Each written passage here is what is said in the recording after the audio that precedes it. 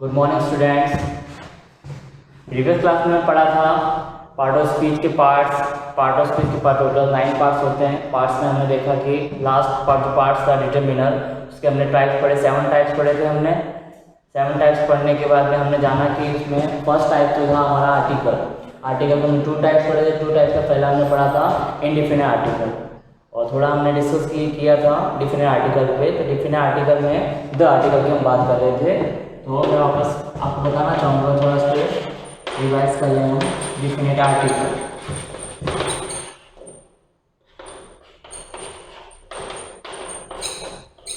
Definite article में आपको मैंने बता रखा था, डिफिनिट आर्टिकल में द आर्टिकल आता है।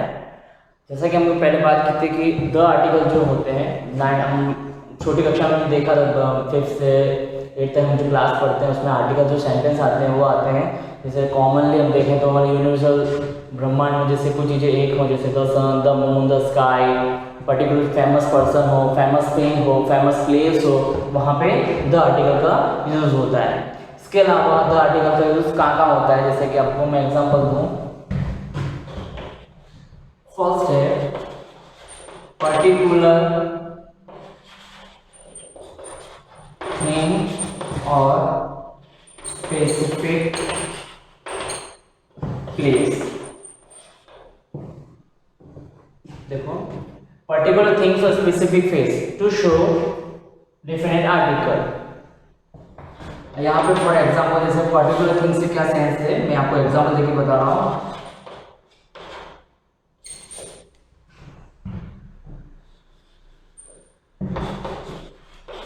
The car, mat, allowed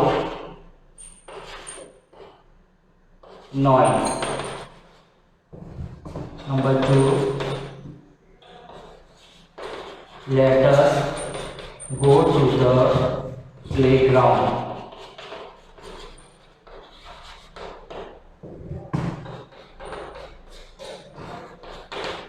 Give me the pen in your pocket.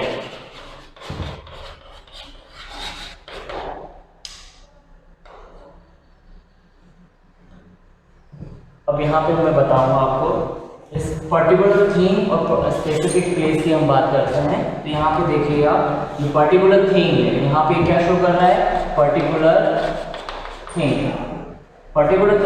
Car show करने के चलते मैंने यहाँ पे कौन सा आर्टिकल लगाया, द आर्टिकल लगाया। सेम सेकंड सेंटेंस में सेम वही चीज है, let us go to the playground, ये क्या बता रहा है, स्पेसिफिक प्लेस। सेकंड थिंग वही चीज मैं थर्ड सेंटेंस बताना चाहूँगा, यहाँ पे कोई चीज बता रहा है, ये हो गया पर्टिकुलर थिंग। तो पर्टिकुलर थिंग के चलते हैं मैंने क्या किया, पेन के आगे कौन सा आर्टिकल लगाया, द आर्टिकल लगाया। सेकंड सेंटेंस में मैंने स्पेसिफिक प्लेस के प्लेग्राउंड स्पेसिफिक प्लेस होने के चलते मैंने इसका क्या लगाया, द आर्टिकल लगाया। सेम वही चीज मैंने ऊपर पर्टिकुलर थिंग जो है इसमें क्या है, कार, इसके आर्टिकल में क्या लगाया, द आर्टिकल लगाया। अंडरस्टूड। सेकंड पॉइंट हमारा है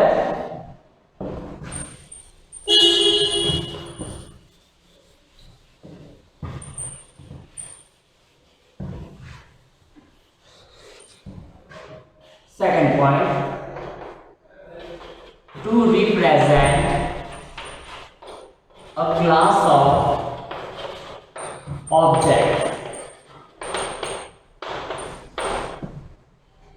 एग्जाम्पल में दूंगा आपको, the ant is hardworking. Second thing, the dog is a faithful animal. और नंबर 3 है the camel is known as the sheep of desert.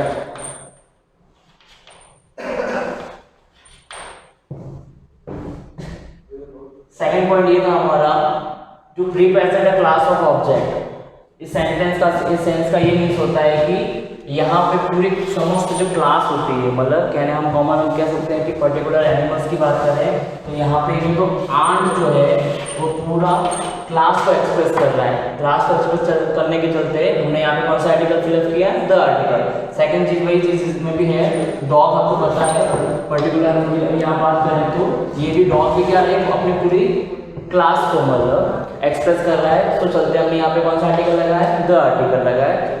Last third sentence में same ही चीज है, यहाँ पे भी आपको बता कैमल हमारी पूरी उनकी पूरी क्लास को एक्सप्रेस करते हुए बता रहा है कि वो सारे क्या कहलाते हैं, टर्टल, सीप और डेजर्ट कहलाते हैं। पर्टिकुलर क्लास को एक्सप्रेस करने के चलते मैंने यहाँ पे कौन सा आर्टिकल फिलअप किया है, द आर्टिकल फिलअप किया है।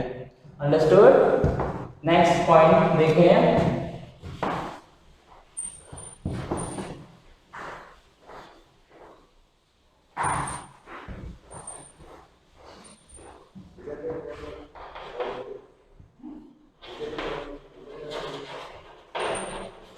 something or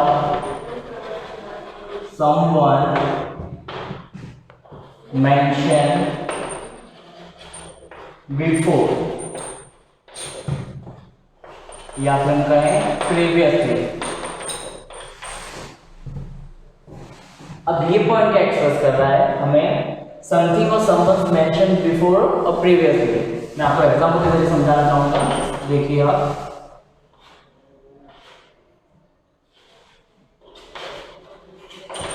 that is a dog, the dog is black। Next sentence में देखें हम तो, yesterday I saw a boy, the boy was wearing a green shirt।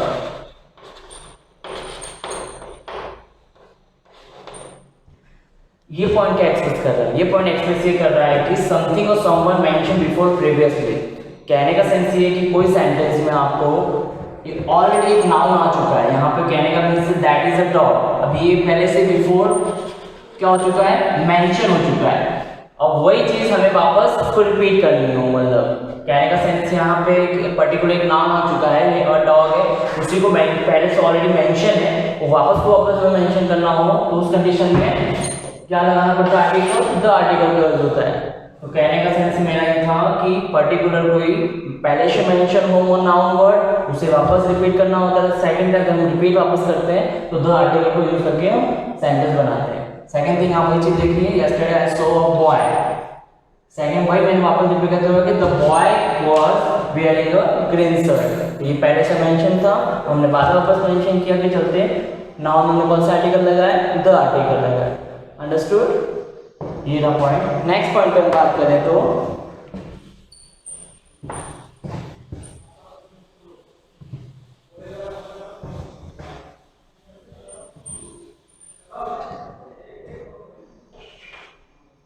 a noun made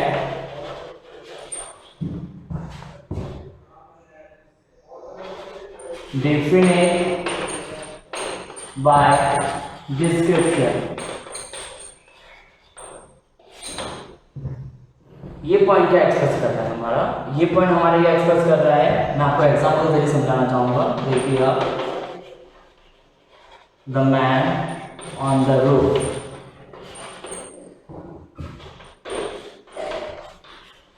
the books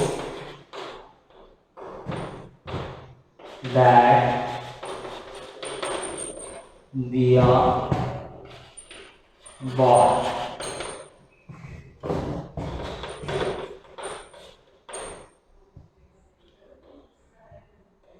the pen you gave me। इस point का sense ये निकल रहा है कि हमारे पास किसी भी सेंटेंस के नाउन का डिस्क्रिप्शन हो, और डिस्क्रिप्शन कैसा होना चाहिए इसका, डेफिनेट। डेफिनेट क्या होता है, मैं आपको बताऊं इसको, किसी भी चीज को हम डिस्क्राइब करना चाहते हो, पर डिस्क्रिप्शन करने से पहले हमारे पास की क्या होना चाहिए, डेफिनेट क्या होता है, पक्का, मतलब कह सकते हो निश्चित, हमारे पास विशेष तौर पर उसकी कोई हमें बात पता होनी चाहिए। मतलब तो हम कहने का मतलब मैं आपकी चीज़ को डिस्क्राइब कर रहा हूँ, डिस्क्राइब करने के चलते पहले हमें मुझे पता चलना चाहिए कि डिस्क्राइब करने से पहले वो सेंटेंस डेफिनेट में तो है, वो वर्ड डेफिनेट में है या नहीं है वो देखना जरूरी है हमें। तो मैंने इस सेंटेंस में डिस्क्राइब किया है मैन को। अब मेरे पास ये डिस्क्रिप्शन करने से पहले मुझे पता है मैन क्या है, डेफिनेट बता रहा है, डेफिनेट के चलते मतलब the man on the roof. तो मैन के मैंने पहले कौन सा आर्टिकल लगाया, द आर्टिकल, कि इंसान छत पर है। ये मेरे पास मैं इसको डिस्क्रिप्शन कर रहा हूँ और मेरे पास का क्या है, डेफिनेट, मतलब मुझे पक्का मतलब निश्चित मुझे मतलब डिस्क्राइब करने में मुझे कोई हिचकिचाहट नहीं होगी कि मैन कहाँ पर है, छत पर है। तो मैंने यहाँ पे कौन सा आर्टिकल लगाया, द। सेम थिंग बुक्स की बात करूँ तो द बुक्स दैट दिया हुआ, मुझे पता है कि ये दिया ने खरीदी हुई थी किताबें, तो ये मेरे पास का डिस्क्रिप्शन है बुक्स का। तो आर्टिकल मुझे मैंने क्या लगाया, द आर्टिकल लगाया। सेम वही चीज मैं पेन की बात करूँ तो यू गेव मी, मेरे पास डिस्क्रिप्शन है पेन को लेकर कैसा, डेफिनेट। तो मैंने कौन सा आर्टिकल लगाया, द आर्टिकल लगाया। अंडरस्टूड। अब और नेक्स्ट पॉइंट की बात करते हैं।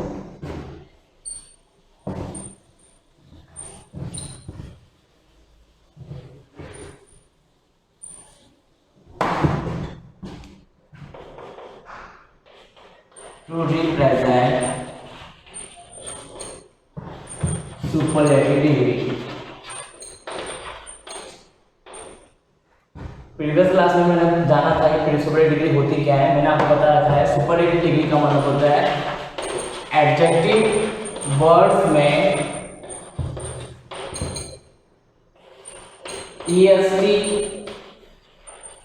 मोस्ट, ये दो वर्ड आपको नजर आए तो इसका मतलब ये होता है कौन सी डिग्री को शो कर रहा है, वो सुपरलेटिव डिग्री को शो कर रहा है। मैंने आपको एग्जांपल भी दिए थे।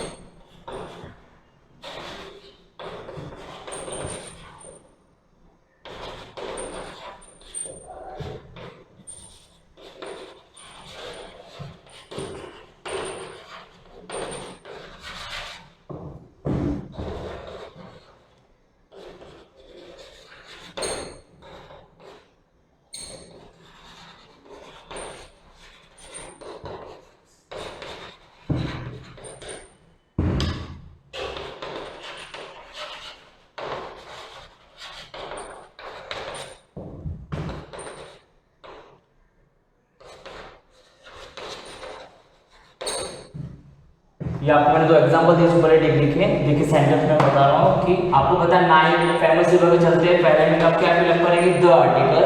सेकंड थिंग यहाँ पे आपको लॉन्गेस्ट वर्ड नजर आ रहा है, लॉन्गेस्ट में आपको कौन सा वर्ड, कौन सा लेटर नजर आ रहा है, EST नजर आ रहे हैं। तो ये सेंटेंस किसका कहलाता है, सुपरलेटिव डिग्री का कहलाता है। तो सुपरलेटिव डिग्री में हमेशा ध्यान रखना कौन सा आर्टिकल फिलअप किया जाता है, द आर्टिकल फिलअप किया जाता है। सेकंड थिंग यहाँ पे हम वर्ड की बात कर रहे हैं तो यहाँ पे द आर्टिकल आएगा। मैं आपको ये शो करना चाहता हूँ कि किसी भी कोई भी सेंटेंस सुपरलेटिव डिग्री का होता है तो हमेशा कौन सा आर्टिकल फिलअप किया जाता है, द आर्टिकल फिलअप किया जाता है। सेकंड थिंग वही देखिए आप, यहाँ पे वर्ड आया मोस्ट इंटेलिजेंट, तो आपको मैंने बता रखा है कि सुपरलेटिव डिग्री में मोस्ट वर्ड भी यूज किया जाता है। तो मोस्ट वर्ड के चलते मैं यहाँ पे कौन सा फिलअप करूँगा, आर्टिकल, द आर्टिकल फिलअप करूंगा। तो सेंटेंस देखिए, Manish is the most, most आने के चलते मैंने यहाँ पे कौन सा आर्टिकल फिलअप किया है, द आर्टिकल। और मोस्ट का क्या शो करता है, सुपरलेटिव डिग्री को शो करता है। अंडरस्टूड। ये दो सेंटेंस है।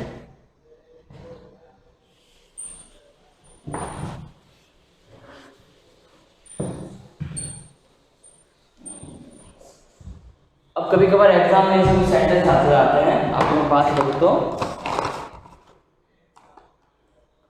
कुछ सेंटेंस ऐसे भी आते हैं जिसमें जीरो आर्टिकल को शो करता है। अब आप सोचो जीरो आर्टिकल होता है क्या चीज है। जीरो आर्टिकल का मतलब होता है कभी कभार हम कुछ सेंटेंस जैसे देखते हैं उसमें इस तरह के एग्जाम में सेंटेंस आता है, आपके ब्रैकेट में ए एंड द और एक क्रॉस जो दे रखा होता है उसे क्या कहते हैं, जीरो आर्टिकल। मतलब कहने का मीन्स ये है कि उस सेंटेंस में ना तो ए आएगा, ना एन आएगा, ना ही द आर्टिकल आएगा। मीन्स कौन सा आर्टिकल हुआ, वो जीरो आर्टिकल। मैं आपको एग्जांपल में चलिए समझाऊं, कुछ पॉइंट्स हैं आपको हमको ये पता होना चाहिए किस किस सेंटेंस में जीरो आर्टिकल का यूज किया जाता है। तो सबसे पहले बताऊंगा आपको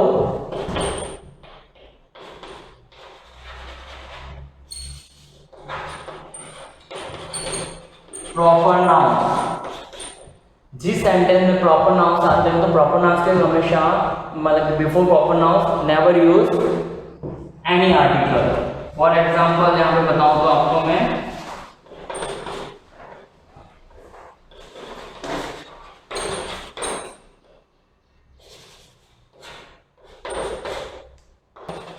बेस्ट फ्रेंड। अब आपके सामने देखो एक अंडरलाइन मतलब कहने का वैसे फिल्म ब्लैंक दे रखा है और यहाँ पे रोहिणी दे रखा है, तो हमको पता है प्रॉपर नाउन में रोहिणी शो कर रहा है, तो रोहिणी के पहले यहाँ पे कोई भी आर्टिकल यूज नहीं होगा। मीन्स कहने का सेंस ये हुआ कि यहाँ पे जीरो आर्टिकल यूज होता है। अब मैं आपको एग्जांपल दे देता हूँ, जैसे बताऊं कि द रोहिणी, ये वर्ड इसका कोई भी आर्टिकल मतलब कहने का सेंस ये है कि प्रॉपर नाउन के कभी भी कोई भी आर्टिकल यूज नहीं होता, तो मतलब ब्लैंक में क्या किया है, क्रॉस किया है। सेकंड सेंटेंस की बात करूं तो मैं आपको captain Ashok place very well. अब यहाँ पे भी आया हुआ आर्टिकल यहाँ ब्लैंक दे रखा है, तो हमको ये पता होना चाहिए कि कैप्टन अशोक भी क्या शो कर रहा है, प्रॉपर नाउन को शो कर रहा है। तो प्रॉपर नाउन में कभी भी किसी भी आर्टिकल का यूज नहीं होता है, तो मींस ये ब्लैंक में क्या आएगा, क्रॉस आएगा।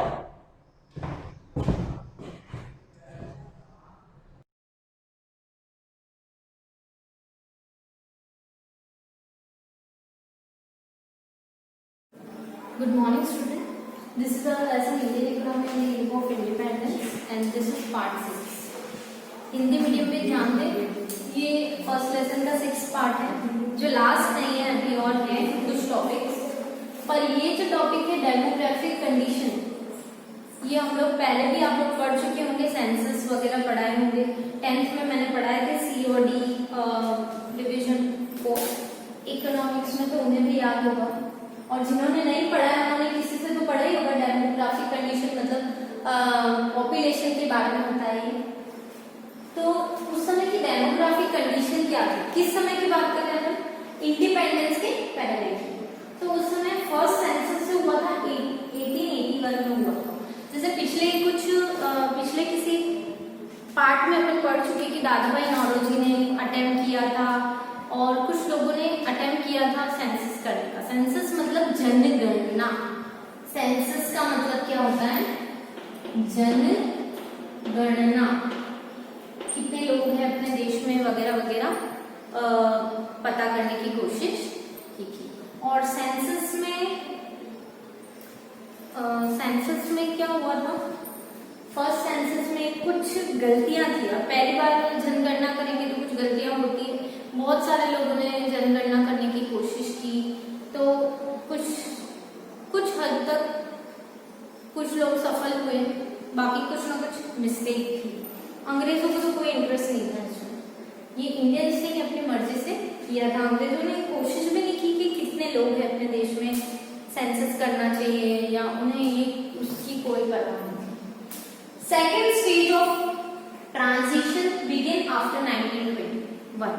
ट्रांजिशन मतलब पॉपुलेशन का 1921 का जो दौर था, तब तक पॉपुलेशन तो बढ़ गई थी।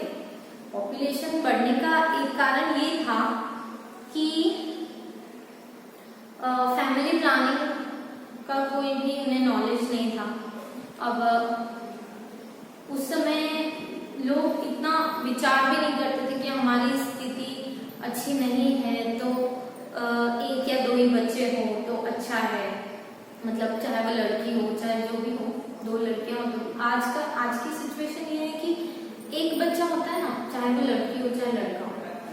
और आने वाली फ्यूचर में भी यही होने वाला है कि उसी में लोग सेटिस्फाइड हो कि चलो हमें बच्चा तो है, पेरेंट्स को है, उसी को हम अच्छे से अच्छी चीजें मतलब उसके लिए अच्छे से अच्छा करेंगे, अच्छी एजुकेशन देंगे। अब ये हो गया। इससे पहले था कि 2 बच्चे होने चाहिए थे, उसमें से एक लड़की और एक लड़का हो तो अच्छा है ना।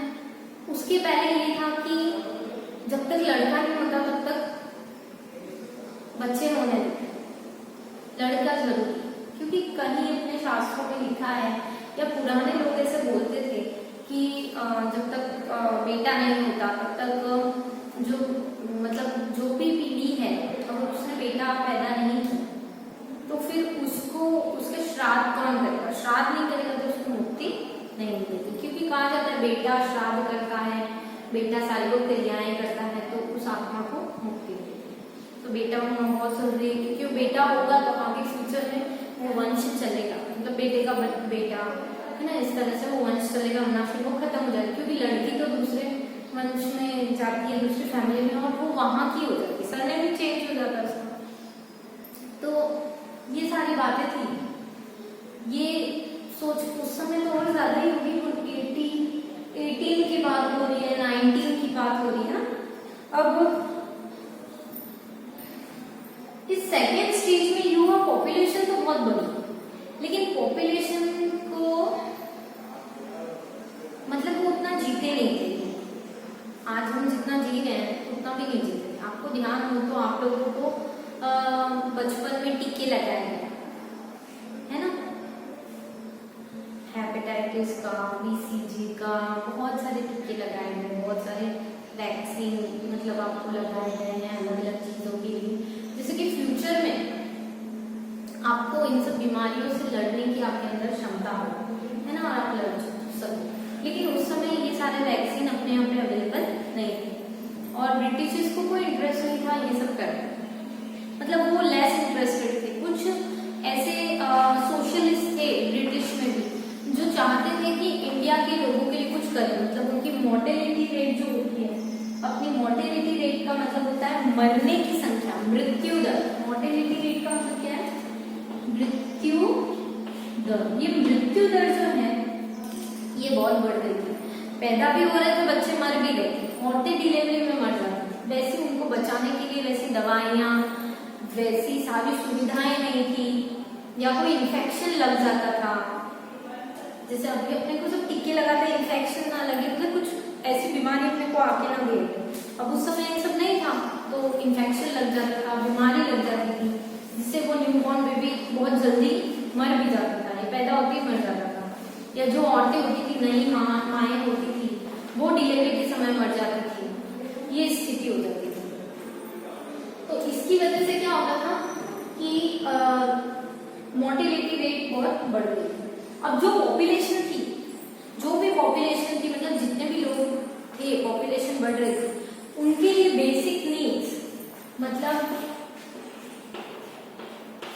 आधार सुविधाएं जो थी, बेसिक का मतलब आपको पता ही आधार, तो बेसिक नीड्स जो थी, क्या है बेसिक नीड्स? तो फूड, शेल्टर एंड क्लोथिंग, ये 3 बेसिक नीड्स हैं। यही उनको मिलती नहीं थी। कौन देगा उनको? ब्रिटिशर्स को कोई इंटरेस्ट नहीं था कि देश के लोगों का कोई डेवलपमेंट करे, उनको कोई इंटरेस्ट नहीं था। उनको बस अपना प्रॉफिट ही, वो एक व्यापारी के रूप में आए थे और वो उसी तरह से रहते थे। कुछ सोशलिस्ट थे जो एक्टिव थे इस बारे में, बाकी किसी को कोई मतलब नहीं था। तो बेसिक नीड्स नहीं फुलफिल नहीं कर पाते थे वो लोग, और फिर पॉपुलेशन भी बढ़ रहा था, एक एक घर में बहुत सारे बच्चे होते थे। पहले ही चीजों का अभाव है, बेसिक नीड्स नहीं है पूरी तरह से जो है उनके लिए। फिर नए जो न्यूबॉर्न बेबीज होते थे उनको भी उसी में काम चलाना पड़ता था। पढ़ाई की कोई ठिकाना नहीं थी, कोई उनको एजुकेशन नहीं मिल रहा था प्रॉपर्ली। जो बहुत अमीर होते थे वो अफोर्ड कर पाते थे, वो अपने बच्चों को पढ़ा पाते थे। वरना जैसे अभी गवर्नमेंट ने फ्री एजुकेशन कर रखा है, वैसा कोई फ्री एजुकेशन नहीं कि हर कोई पढ़ सके, गरीब बच्चे भी पढ़ सके, ऐसा उनको कोई इंटरेस्ट भी नहीं था। तो उस समय बहुत से लोग अनपढ़ रह जाते थे। जैसे अपने फैमिली में भी पुराने लोग हैं, दादा या परदादा जो भी होते हैं, वो उतने पढ़े लिखे नहीं है, क्योंकि उस समय हर चीज का पैसा लगता था, फ्री एजुकेशन नहीं होता था। जो इंडिपेंडेंस के पहले पढ़ते थे उनकी बात होगी, इंडिपेंडेंस के बाद तो कुछ सुविधाएं दी गई, तो बेसिक नीड्स भी फुलफिल नहीं होती थी। उसके बाद है इन्फेंट मोर्टेलिटी रेट। तो जो भी इन्फेंट होते थे, इन्फेंट मतलब जो न्यूबॉर्न बेबी होता था, उसकी मृत्यु दर बहुत ज्यादा थी। पैदा भी हो रहे पर उनको बचा नहीं पा रहे, या फिर जो नई माएँ होती थी उनको मतलब कोई इन्फेक्शन से मर जाती थी, कोई मतलब उनको वहां पे देखने वाला नहीं था, डॉक्टर सिस्टर ये सब नहीं थे। जो दाई माँ होती थी वो ही उस चीज को करती थी, अब उनसे जितना होता था वो कर पाती थी।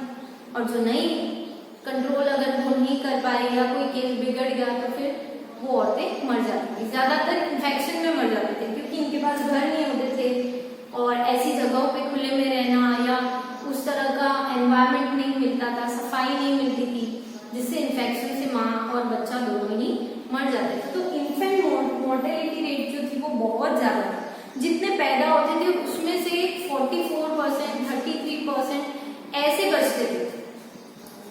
तो मतलब बहुत सारे बच्चे मर जाते थे। इसलिए पहले लोग बच्चे भी ज़्यादा सोचते थे करने का, क्योंकि कुछ तो पहले वैक्सीन नहीं थे तो कुछ बीमारियों से मर जाते थे, कुछ इस तरह से न्यूबॉर्न में भी मर जाते थे, कुछ बड़े होके अगर कुछ लग गया तो उस समय उनकी डेथ हो जाती थी। उसके बाद लाइफ एक्सपेक्टेंसी, मतलब जीवन जीने का जो टाइम पीरियड होता है, जैसे अभी एक इंसान 100 साल भी जी सकता है क्योंकि अभी वैक्सीन है। अब बस हम लोगों को अपने बॉडी को सही तरीके से रखना आना चाहिए, अच्छा हेल्दी फूड लें, अच्छी जगह पे सांस लें हम लोग, अच्छी एनवायरनमेंट में रहें, और ये सारी चीजें अगर हम लोग रेगुलरली करते हैं तो वैसे लाइफ एक्सपेक्टेंसी रेट हमारी बढ़ जाती है। लेकिन पहले तो बहुत सारी चीजों का अभाव था, बीमार होते थे तो ठीक ही नहीं हो पाते थे और छोटी बड़ी बीमारियों से भी मर जाते थे। तो पहले लाइफ एक्सपेक्टेंसी रेट जो थी वो बहुत ही कम थी। कौन कितना जिएगा मतलब कुछ एक एवरेज भी नहीं था। कोई पैदा होते से मर जाता था, कोई थोड़ा बड़ा हुआ उसके बाद मर गया, कोई डिलीवरी में औरतें मर जाती थी, किसी को चिकन पॉक्स हो गया उसमें मर जाते थे, चेचक से मतलब मर जाते थे। अभी इन सब चीजों का अपने पास वैक्सीन है तो हम लोग इसको फाइट कर पाते हैं, उस पर ओवरकम कर लेते हैं और इस तरह से भी लाइफ एक्सपेक्टेंसी रेट अभी तो काफी बढ़ गई है। पहले ब्रिटिश को कोई इंटरेस्ट नहीं था हमारी लाइफ एक्सपेक्टेंसी कितनी है। सेंसस भी उन्होंने इसीलिए नहीं करवाया क्योंकि सेंसस करवाएंगे तो फिर ये सारी चीजें सामने आएंगी और वर्ल्ड के सामने जब ये सारी चीजें आएंगी, वैसे उस समय यूनिसेफ भी नहीं था इस चीज के लिए आवाज उठाने के लिए, पर फिर उनका मतलब उन्होंने जो दूसरे वर्ल्ड के दूसरे देशों को रिप्रेजेंट किया था अपने आप को, वो चीजें फिर यहाँ पे गड़बड़ हो जाता उनका, इसलिए उन्होंने सेंसस पे भी कभी ध्यान नहीं दिया। तो ये था अपना demographic condition of India on the eve of independence. That's it.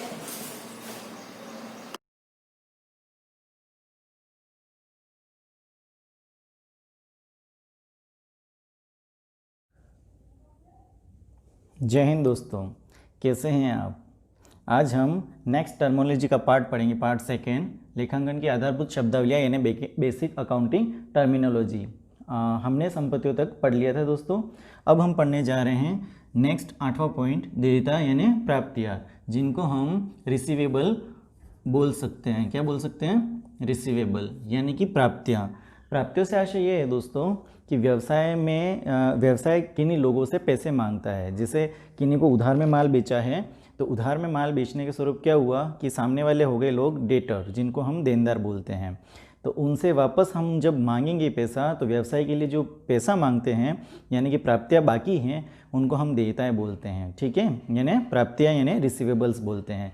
जैसे बिल्स रिसीवेबल, डेटर्स, है ना। तो इन चीज़ों के बदले क्या होता है कि हम व्यवसाय वाले हैं तो हम व्यवसाय से क्या करेंगे, डिमांड करेंगे सामने वाले को कि भाई हमने आपको उधार में माल बेचा है, आप हमें हमारे पैसे दीजिए। तो वो क्या करेंगे, जल्द से जल्द पैसा देंगे या लेखांकन वर्ष की समाप्ति पर क्या किया जाएगा, इसका लेखा किया जाएगा कि इतना पैसा हमारा बकाया है। नेक्स्ट आता है हमारा दायित्व, जिसको हम बोलते हैं लाइबिलिटी।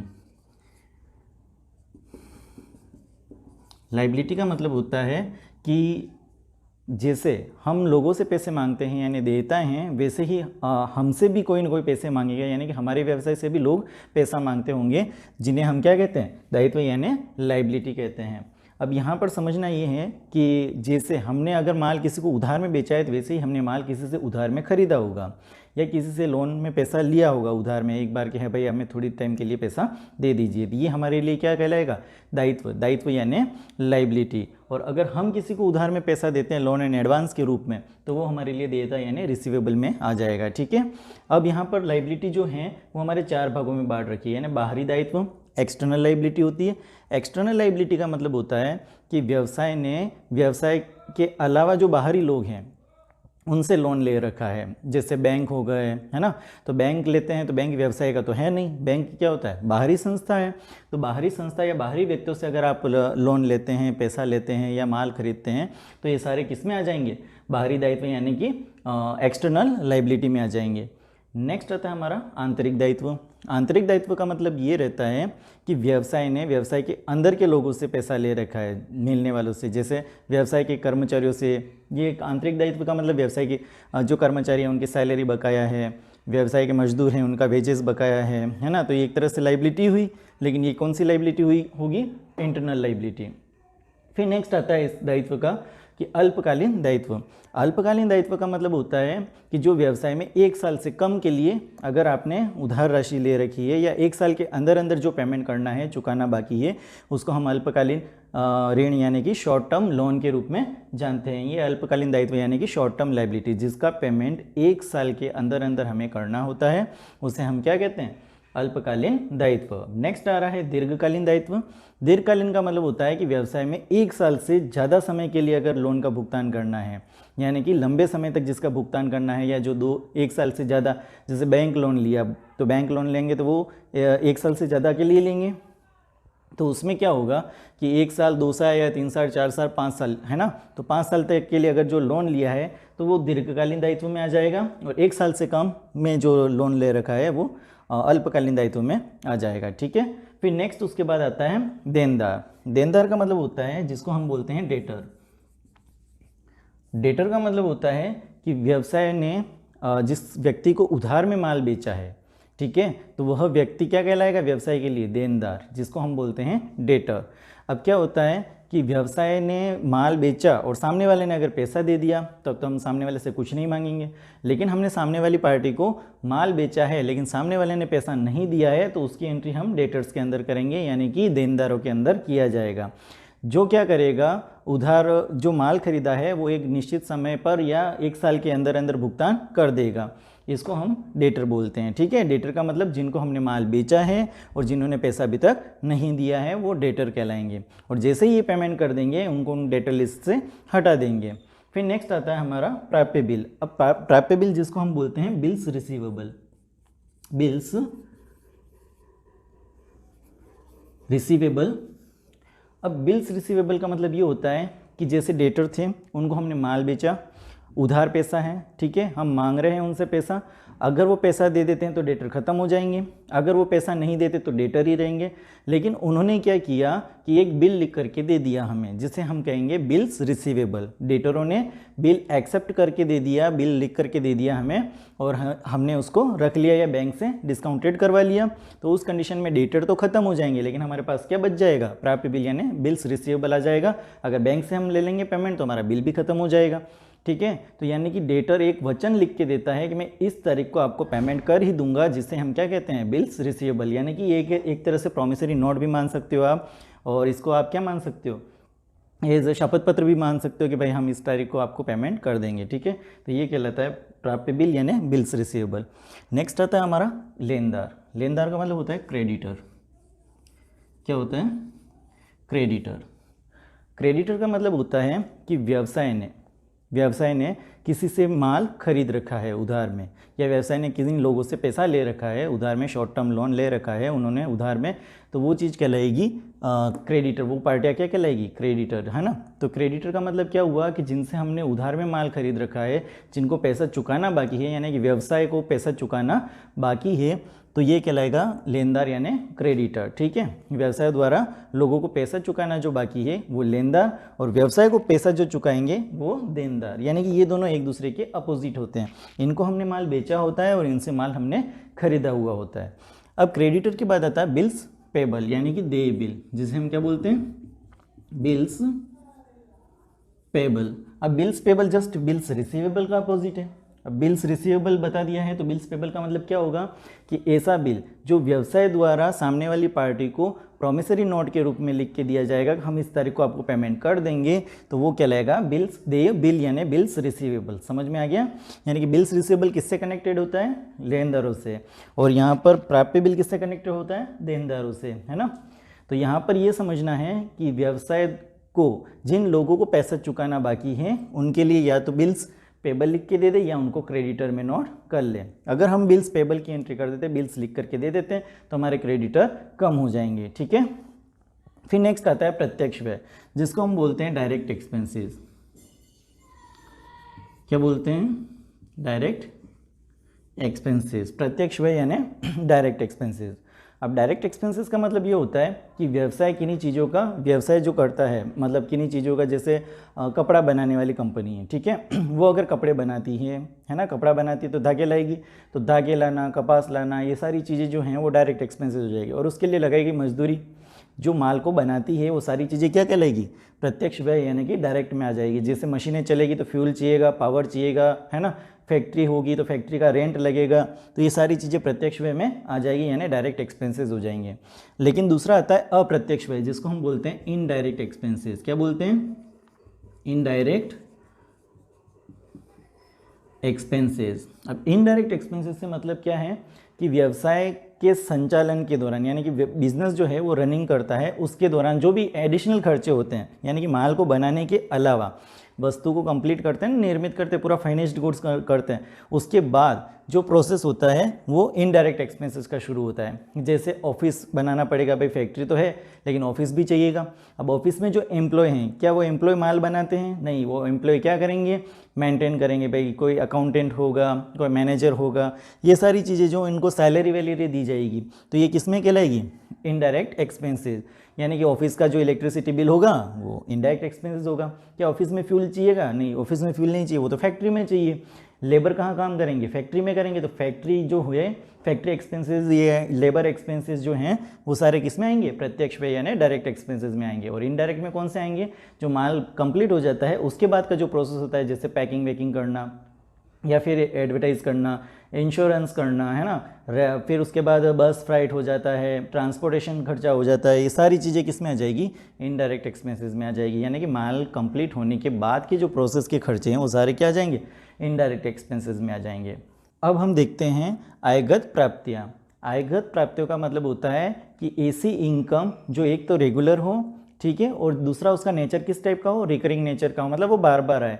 जैसे हम आयगत प्राप्तियों में ले लेते हैं कि हम माल को खरीदते हैं और बेचते हैं, यानी कि किन्हीं सेवाओं को अगर हम देते हैं तो माल बेचना रोज का काम हो जाएगा हमारा, और रिकरिंग नेचर का मतलब हो जाएगा कि जो बार बार रिपीटेड होता रहेगा, ठीक है।